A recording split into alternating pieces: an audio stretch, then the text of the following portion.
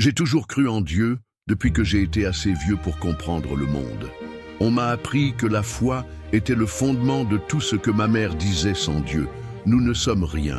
Je me souviens que j'ai gardé ces mots en grandissant et au moment où j'étais adolescent, je savais que je voulais consacrer ma vie à le servir. Devenir prêtre n'était pas seulement un choix, c'était un appel. Du moins, c'est ce que je me suis dit. J'ai passé des années au séminaire à étudier les Écritures et appris ce que signifiait être un berger pour le peuple de Dieu quand j'ai finalement été ordonné. J'avais l'impression que tout s'était mis en place. J'avais un but, une mission pendant des années. J'ai servi dans une petite ville du Mexique, un endroit où la foi était ancrée dans la vie quotidienne. Les gens là-bas m'ont fait confiance. Je n'en ai parlé à personne. Comment pourrais-je qu'un prêtre soit censé être un pilier de la foi inébranlable et fort, mais dans les moments calmes, quand l'église était vide et les bougies clignotaient contre les vieux murs de pierre, j'ai ressenti le doute. J'ai prié chaque jour la messe laide avec dévotion et j'ai suivi toutes les traditions transmises à travers les générations. Mais malgré tout cela, je me suis parfois demandé si je connaissais vraiment Dieu ou si je faisais juste des mouvements. Est-ce que je rapprochais vraiment les gens de lui? Ou est-ce que je maintenais simplement une institution?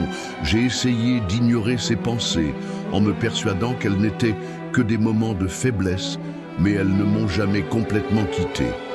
Et puis, une nuit, tout a changé. Cela a commencé comme n'importe quel autre soir. La ville était devenue calme. La plupart des gens étaient déjà à la maison avec leur famille. J'avais terminé mes dernières prières de la journée et j'étais seul dans l'église, assis devant l'autel. Devant le grand crucifix suspendu au-dessus de l'autel, regardant dans les yeux de Jésus sur la croix, qu'est-ce qui me manque? Je me suis demandé pourquoi je me sens si loin de toi. J'ai fermé les yeux, chuchotant une prière silencieuse, demandant des conseils pour plus de clarté, n'importe quoi, pour repousser le sentiment de vide. Et puis c'est arrivé, au début, c'était juste une légère pression dans ma poitrine. Rien d'alarmant, juste assez pour me faire bouger inconfortablement. J'ai ajusté ma posture, en pensant que j'étais peut-être resté assis trop longtemps. Mais ensuite, la pression est devenue plus forte, se propageant comme un feu à travers mes côtes. J'ai haleté en agrippant ma poitrine. La douleur a parcouru mon bras et soudain, c'était comme si chaque once de force de mon corps s'épuisait. Ma vision brouillait la lumière des bougies, s'étirant en d'étranges stries déformées. J'ai essayé de me relever du banc, mais mes jambes ne voulaient pas coopérer. Ma respiration est devenue superficielle. Ma tête tournait, alors que le monde autour de moi commençait à s'incliner. Mon cœur battait dans mes oreilles, noyant tous les autres sons. J'étais en train de mourir. La réalisation m'a frappé comme une brique. Mon corps se fermait. Ici même, à l'endroit même que j'avais dédié ma vie à servir seul, sans personne pour appeler à l'aide. J'ai essayé de tendre mes doigts en effleurant l'autel, comme si le toucher me garderait d'une manière ou d'une autre, au sol me gardait ici.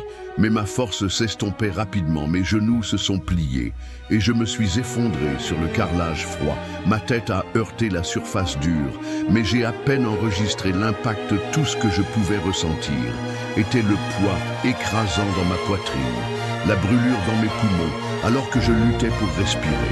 Je voulais appeler pour dire quelque chose, peut-être une dernière prière, peut-être juste un appel à l'aide, mais aucun mot n'est venu. Les bords de ma vision ont assombri mes pensées, ralentissant comme un écho qui s'estompe, et puis tout s'est arrêté, aucune douleur, aucun son, juste rien. Je ne sais pas combien de temps j'étais là, flottant dans ce vide. Cela aurait pu durer quelques secondes, minutes ou même heures.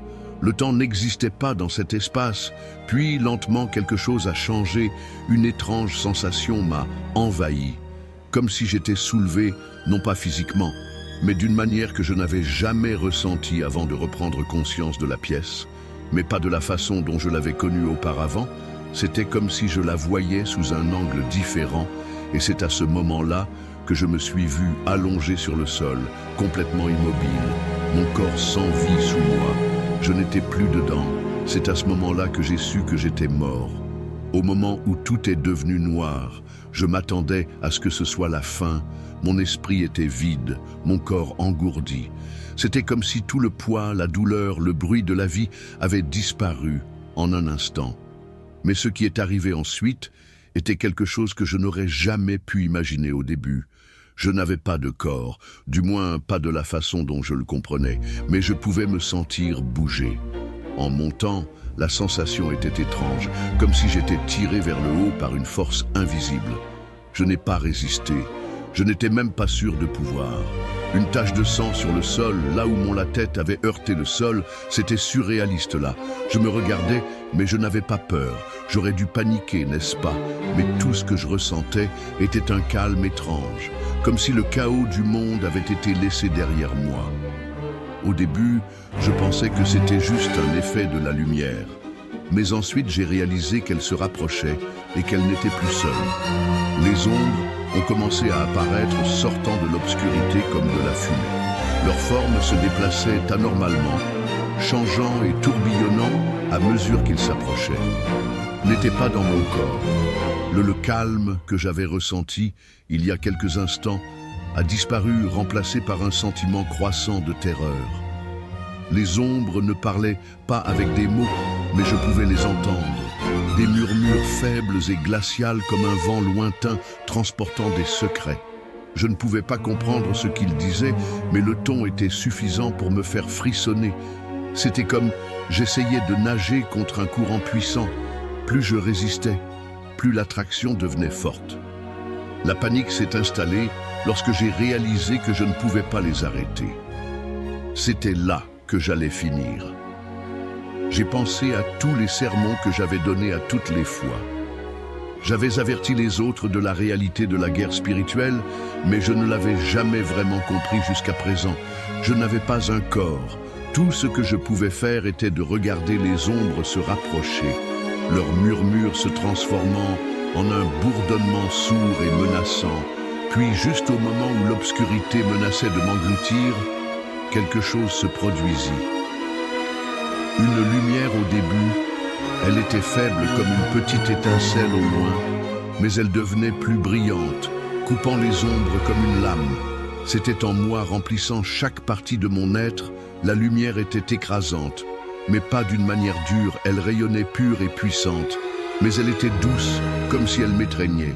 Je ne pouvais pas détourner le regard. Je ne pouvais pas me concentrer sur autre chose. J'étais attiré vers elle, mais cette fois, je n'ai pas résisté, alors que je me rapprochais. Les murmures des ombres s'estompaient complètement, remplacés par un silence presque musical. C'était paisible, apaisant, mais aussi rempli d'un sentiment d'anticipation, comme si quelque chose d'extraordinaire m'attendait juste devant. Plus je me rapprochais, plus je me sentais, c'était une présence dans la lumière. Ce n'était pas seulement de la lumière pour la lumière, il était vivant, plein d'amour et de pouvoir, et il m'appelait pour la première fois depuis que j'avais quitté mon corps. Je ne me sentais pas perdu, je n'avais pas peur. Tout ce que je ressentais, c'était l'attraction indéniable vers quelque chose de bien plus grand que moi. Et à ce moment-là, je savais que ce n'était pas un accident, ce n'était pas un rêve. J'étais attiré vers quelque chose de divin, quelque chose qui me changerait pour toujours. Jamais ressenti au fur et à mesure que j'y pénétrais, j'ai pris conscience d'une présence si écrasante et si profonde que je savais instinctivement que j'approchais de quelque chose bien au-delà de ma compréhension. Et puis je l'ai vu debout au centre de la lumière, une silhouette radieuse mais distincte, comme s'il faisait à la fois partie de la lumière et de sa source. Ses traits étaient clairs, mais il semblait porter quelque chose de plus que ce que mes yeux pouvaient pleinement saisir. Son visage rayonnait d'amour et de compassion, mais il y avait un pouvoir indéniable dans sa présence. Une autorité qui rendait tout le reste insignifiant. J'ai arrêté de bouger, si on pouvait appeler cela, que j'étais simplement debout, où j'existais dans la crainte. Javier. Il a dit que le son de mon nom prononcé par lui ne ressemblait à rien de ce que j'avais jamais entendu. Ce n'était pas juste une voix, c'était un appel, une connaissance, comme s'il parlait directement dans mon âme. Il a répété, et cette fois, j'ai ressenti le poids de cela. pas une condamnation, pas de colère, juste la vérité. Je ne pouvais pas dire que pouvais-je dire toute ma vie. J'avais parlé de Jésus, prêché sur ses enseignements, encouragé les autres à suivre lui. Et maintenant, je me tenais en sa présence, complètement préparé. Il s'est rapproché et l'amour qui rayonnait de lui était presque trop difficile à supporter. Ce n'était pas un amour que j'avais gagné ou mérité. C'était simplement là, écrasant et inconditionnel. Tu m'as servi, il a dit, sa voix douce, mais ferme. Tu as consacré ta vie à mon travail. Mais Javier, tu me connais, vraiment. La question m'a frappé comme un coup de tonnerre. Mon esprit s'est précipité à la recherche d'une réponse. Bien sûr, je le connaissais, n'est-ce pas? J'avais passé des décennies à étudier les Écritures, à diriger l'enseignement de messes d'autres à propos de sa vie et de son sacrifice.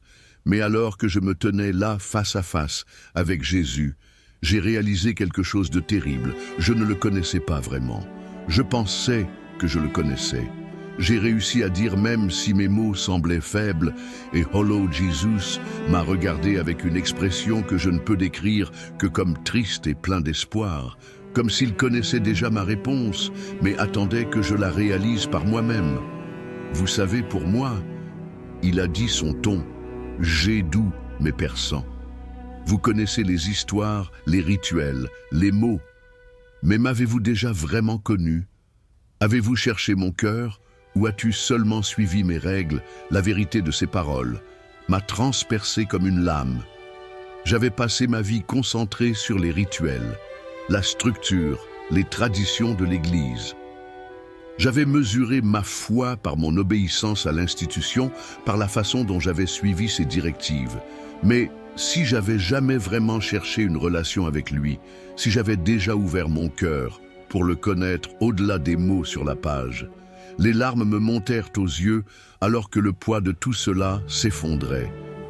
J'ai pensé à tous les sermons que j'avais prêchés, tous les « je ne sais pas ». J'ai murmuré ma voix en tremblant. Je pensais que je faisais ce que tu voulais. Je pensais que je te servais. Jésus a tendu la main en posant sa main sur mon épaule. Et la chaleur de son contact m'a rempli à la fois de réconfort et de conviction.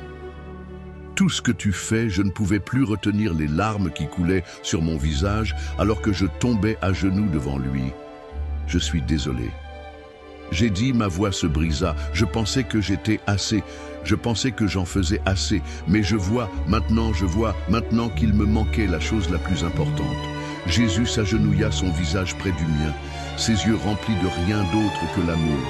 Il n'est pas trop tard. Javier, il a dit, tu peux me connaître. Tu peux toujours marcher avec moi, pas seulement pour moi. Ces paroles étaient une bouée de sauvetage. Me sortant du désespoir, je étais tombé pour le. La première fois que j'ai compris la différence entre la foi que j'avais pratiquée et la foi à laquelle il m'appelait, ce n'était pas les rituels, la structure ou même la position que j'occupais en tant que prêtre. C'était à propos de lui. Apprends-moi, dis-je, en le regardant à travers mes larmes. Apprends-moi à te connaître. Jésus a souri et à ce moment-là, la lumière autour de nous semblait devenir encore plus brillante. Autour de moi, changeait devenant plus riche et plus profond, comme s'il portait des couches de sens. Je ne pouvais pas encore comprendre. Jésus se tenait devant moi. Sa présence inébranlable, et je pouvais sentir qu'il était sur le point de me montrer quelque chose d'important, quelque chose qui me changerait pour toujours. Javier, il a dit, sa voix, à la fois douce et ferme. Tu as passé ta vie à me servir, mais il y a une vérité plus profonde que tu dois voir avant que je puisse répondre. La lumière s'est à nouveau transformée, et tout à coup je n'étais plus debout dans sa chaleur.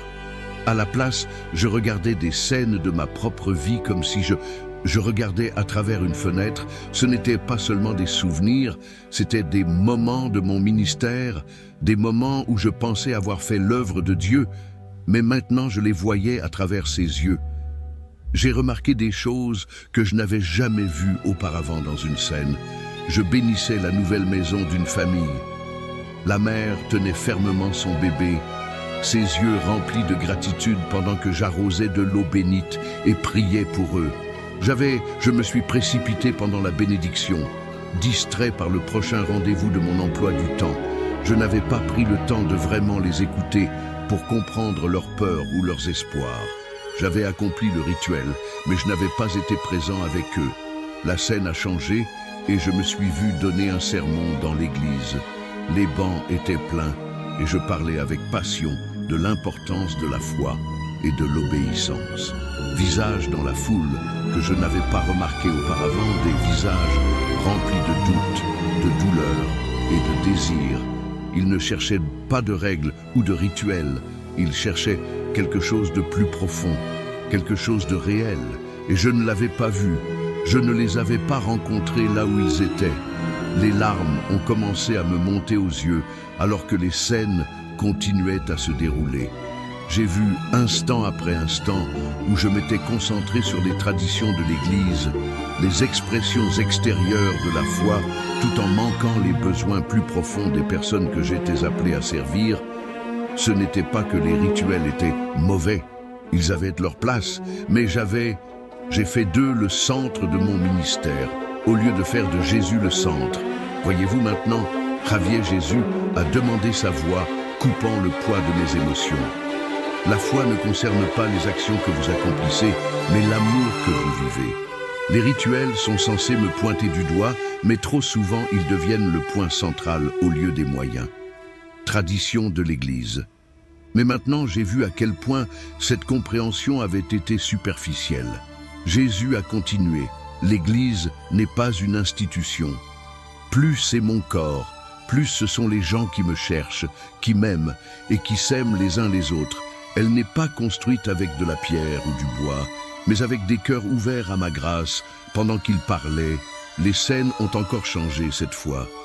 J'ai vu des moments où j'avais vraiment vécu son amour, sans même m'en rendre compte. Je me suis vu assise avec une femme âgée qui venait de perdre son mari, lui tenant la main pendant qu'elle pleurait. Je me voyais donner les derniers droits d'un jeune homme dans un hôpital. Sa famille, rassemblés autour de leur visage, gravés de chagrin. Je me suis vu aider un pauvre agriculteur à réparer son toit après une tempête. Mes mains étaient couvertes d'ampoules à cause du travail. Ce sont les moments où tu m'as connu. Jésus a dit, non pas à cause de ce que tu faisais, mais à cause de la façon dont tu aimais. C'étaient les moments où ton cœur était aligné avec le mien. J'ai ressenti un mélange de crainte et de honte en regardant ces scènes émerveillées par le pouvoir de l'amour, d'apporter de la lumière dans les moments les plus sombres, et de la honte à combien rarement j'avais permis à cet amour de me guider pleinement pour chaque moment de véritable connexion. Il y en avait d'innombrables autres où j'avais échoué, où j'avais donné la priorité à la structure de mon rôle sur le cœur de ma mission. Jésus s'est rapproché, ses yeux remplis de compassion. Javier, je ne te condamne pas.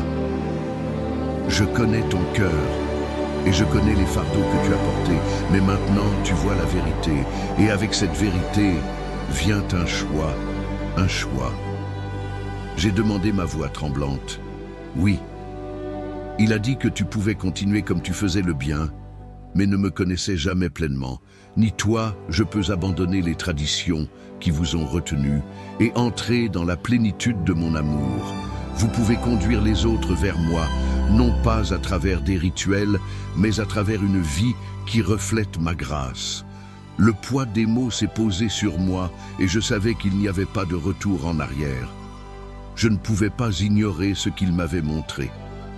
Je ne pouvais pas désapprendre la vérité pendant si longtemps. J'avais pensé que mon rôle de prêtre était de préserver l'Église, mais maintenant, j'ai réalisé qu'il s'agissait de quelque chose de bien plus grand qui oriente les gens vers Jésus en les aidant à le connaître, tel que je commençais à le connaître. Maintenant, je veux choisir toi. J'ai dit, ma voix brisée par l'émotion. Je veux vraiment te connaître pour vivre pour toi. Jésus a souri et la lumière autour de lui semblait briller encore plus fort. Alors suis-moi, Javier, et crois que je te guiderai à chaque étape du chemin pendant qu'il parlait. J'ai senti une chaleur remplir ma poitrine, un sentiment de paix et de but que je n'avais jamais connu auparavant. Les doutes, les peurs, les questions qui m'avaient tourmenté pendant si longtemps ont commencé à s'estomper Elle n'avait pas complètement disparu, mais elle ne me contrôlait plus. C'était le début de quelque chose de nouveau, quelque chose de réel, la lumière autour de nous. J'ai commencé à changer à nouveau. Et je sentais que mon voyage n'était pas encore terminé. Il y avait encore plus à voir, plus à comprendre. Mais pour la première fois de ma vie, je n'avais pas peur. J'étais prêt alors que la lumière autour de moi s'installait. Je restais là, toujours submergé par tout. Son regard rempli à la fois d'amour et de but, je pouvais sentir que quelque chose d'important était sur le point de se produire. Quelque chose qui changerait complètement la direction de ma vie. Javier, il a dit, sa voix ferme mais douce. Ce que vous avez vu ici n'est pas seulement pour vous, c'est pour eux. Pour tous ceux qui recherchent ceux qui sont perdus et pour ceux qui ont placé leur foi dans les mauvaises choses. Plus profondément, comment pourrais-je être à la hauteur de la vérité qu'il m'avait montrée? Jésus semblait entendre mes pensées avant que je puisse les exprimer. Vous n'êtes pas appelés à être parfaits. Il a dit que vous êtes appelés à être fidèles. Ce n'est pas votre force qui portera cette mission, c'est la mienne. Il a levé la main et en un instant, la lumière autour de nous a changé à nouveau, soudainement. Je n'étais plus debout dans l'espace calme et rayonnant, mais je voyais le monde, notre monde, comme si d'en haut, ce n'était pas une vision de paysage physique ou de pays, mais de vie, de cœur et âme. J'ai vu des gens partout bouger dans leur routine quotidienne, leurs visages remplis d'un désespoir tranquille. Certains étaient accablés par la pauvreté, d'autres par l'isolement ou la perte. Beaucoup étaient entourés du confort de la vie, mais se sentaient vides à l'intérieur. Les détails étaient différents, mais le noyau était le même. La vraie connexion, c'était comme une coquille creuse, belle à l'extérieur, mais dépourvue de la substance qui lui donnait un sens. Puis j'ai vu autre chose. J'ai vu des moments de foi authentiques, dispersés comme de petites lumières dans l'obscurité. Une mère priant pour son enfant, un jeune homme choisissant le pardon au lieu de la colère, un étranger offrant de la gentillesse à quelqu'un dans le besoin. Ces moments étaient simples, souvent inaperçus du monde, mais ils étaient puissants. J'ai ressenti une profonde tristesse pour les gens qui étaient perdus dans la tradition, qui croyaient qu'ils en faisaient assez en suivant les règles, mais qui n'avaient jamais vraiment connu l'amour de Jésus. J'ai compris maintenant ce qu'il voulait dire quand il a dit qu'il n'était pas trop tard. Ces gens n'étaient pas désespérés, ils avaient juste besoin de quelqu'un pour leur montrer comment voyez-vous. Javier, Jésus a dit sa voix, traversant la vision. C'est le monde que je suis venu pour sauver, et c'est le monde que je vous appelle à servir.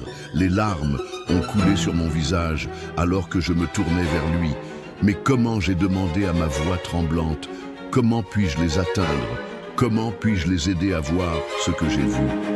Jésus a souri, son expression remplie à la fois d'encouragement et de conviction en vivant la vérité. Vous savez maintenant, il a dit en leur montrant mon amour. Pas seulement en leur disant cela, en marchant à leur côté, pas au-dessus d'eux, et en leur rappelant que leur valeur n'est pas dans ce qu'ils font, mais dans qui ils sont en moi. Ces paroles se sont installées dans mon cœur comme des graines. Plantées dans un sol fertile, je ne savais pas comment j'accomplirais cette mission, mais je savais que je ne pouvais pas m'en détourner. Le monde avait besoin de ce message, cette vérité, et on m'avait chargé de le porter avant de pouvoir parler à nouveau. Jésus leva la main et la lumière devint plus brillante, nous enveloppant tous les deux. Je le sentis poser sa main sur ma poitrine juste au-dessus de mon cœur. La chaleur se répandit immédiatement à travers moi comme une vague d'énergie et de paix. Et à chaque instant, fais-moi confiance et je te guiderai alors que sa main reposait sur ma poitrine. J'ai senti quelque chose changer en moi. C'était comme si un voile avait été levé me permettant de voir le monde et mon objectif avec une clarté. Je n'avais jamais connu les doutes et les peurs qui m'avaient autrefois retenu, étaient toujours là, mais ils n'avaient plus le même pouvoir. Ils étaient contrebalancés par le sentiment écrasant d'amour, d'espoir et de détermination qui me remplissait maintenant. À la fin, je devrais retourner dans mon corps, à ma vie et à la mission que Jésus m'avait donnée avant que la lumière ne s'éteigne complètement. Jésus a parlé une dernière fois. Souviens-toi de Javier. Il ne s'agit pas de ce que tu sais. Il s'agit de qui tu connais. Et je t'ai toujours connu avec ces mots. La lumière s'est atténuée. Et je me suis senti attiré en arrière, comme si j'étais doucement descendu dans le monde. La première chose que j'ai remarquée en revenant était le son des voix.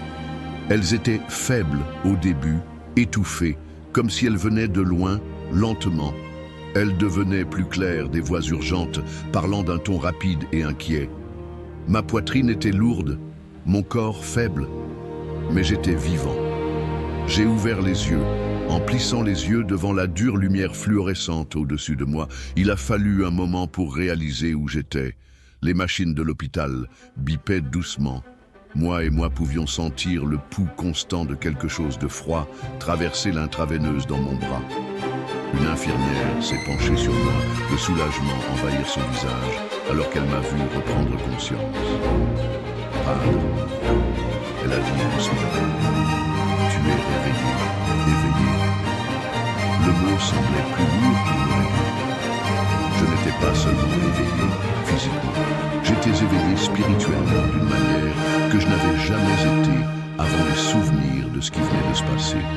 La lumière, la rencontre avec Jésus, la mission qu'il m'avait confiée, ils étaient aussi vifs que la pièce dans laquelle je suis maintenant. Je me suis retrouvé dans l'infirmière, à part alors qu'un médecin arrivait en parlant rapidement de mon état. Il a dit quelque chose à propos d'une crise cardiaque. Comment il m'avait presque perdu, comment c'était un miracle que j'avais survécu. J'ai hoché la tête, sans écouter complètement. Mon esprit était ailleurs, rejouant chaque mot que Jésus m'avait dit une fois le médecin parti. Ils m'ont rendu visite, m'offrant leur prière et leur soutien. Ils m'ont appelé chanceux, béni d'être en vie. Je leur ai souri et je les ai remerciés. Mais à l'intérieur, je savais que ce n'était pas seulement de la chance, c'était quelque chose de bien plus grand dès que j'ai été assez fort. J'ai commencé à essayer de partager mon expérience. J'ai raconté à mes confrères prêtres ce qui s'était passé à propos de ce que Jésus m'avait montré. A dit que c'était probablement juste un rêve, un produit de mon esprit, le stress, ces choses se sont produites lors d'expériences de mort imminente. L'un d'eux a dit que son ton était doux mais condescendant. Je n'y lisais pas grand-chose, mais je ne pouvais pas l'ignorer. Je savais dans mon cœur que ce que j'avais vécu était réel. Et tout le monde n'était pas sceptique. Nous pas suivre les rituels aveuglément, mais le connaître vraiment, vivre avec amour, humilité et compassion. Cette conversation a marqué le début de mon nouveau ministère. Quand je suis retourné à l'église, je savais que les choses ne pouvaient pas revenir comme elles étaient. Je ne pouvais pas simplement diriger la messe, accomplir les rituels et suivre les mouvements. Mon cœur avait changé. Et je savais que mon travail devait refléter le fait que je commençais à me concentrer sur les gens en les voyant vraiment écouter leur lutte et marcher à leur côté dans leur chemin de foi. J'ai passé plus de temps avec les malades, les pauvres et les perdus, non seulement en offrant des prières, mais en leur montrant l'amour du Christ à travers mes actions. Mes sermons ont également changé. Je n'ai plus parlé de l'obéissance à l'Église comme but ultime.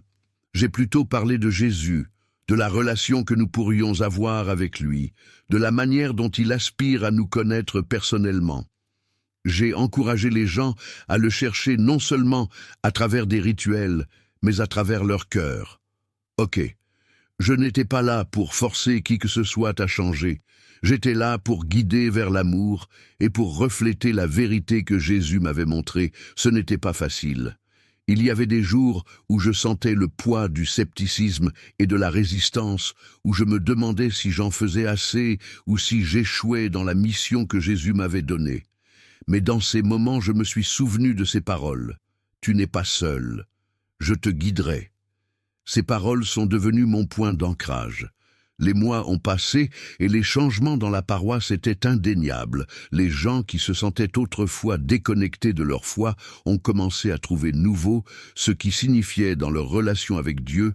Les familles se sont rapprochées, les voisins sont devenus plus compatissants et l'Église est devenue moins un bâtiment qu'une communauté. Quant à moi, J'ai trouvé une paix que je n'avais jamais connue avant que les doutes qui m'avaient autrefois hanté disparaissent, remplacés par une confiance tranquille dans l'amour du Christ. Je ne mesurais plus ma valeur par mon rôle de prêtre ou par la façon dont j'accomplissais les rituels. Je savais maintenant que ma valeur était en lui, et cela suffisait un soir, alors que j'étais assis dans l'église vide. Les bougies vacillaient doucement autour de moi. En repensant au moment où j'étais tombé au sol cette nuit-là, je me suis souvenu de la douleur, de la peur et des ténèbres qui m'avaient entouré, mais plus que cela, je me suis souvenu de la lumière rayonnante et écrasante de sa présence. La foi, j'ai réalisé que ce n'était jamais censé être une question de titre ou de tradition. Pour leur montrer ce que tu m'as montré, aide-moi à les conduire vers toi. Et à ce moment-là, j'ai senti à nouveau sa présence aussi réelle et aussi puissante que cette nuit-là. J'ai alors su que j'étais exactement là où j'étais censé faire exactement ce pourquoi j'avais été appelé. Le voyage n'était pas terminé, mais j'étais prêt pour tout ce qui allait suivre. Ce témoignage puissant d'un prêtre catholique décédé et revenu avec un message choquant de Jésus nous rappelle que la foi est plus que de simples rituels et traditions. Il s'agit d'une relation véritable et personnelle avec le Christ. Son expérience de mort imminente nous met au défi de réfléchir à notre voyage spirituel et de nous demander si nous vivons vraiment selon la volonté de Dieu.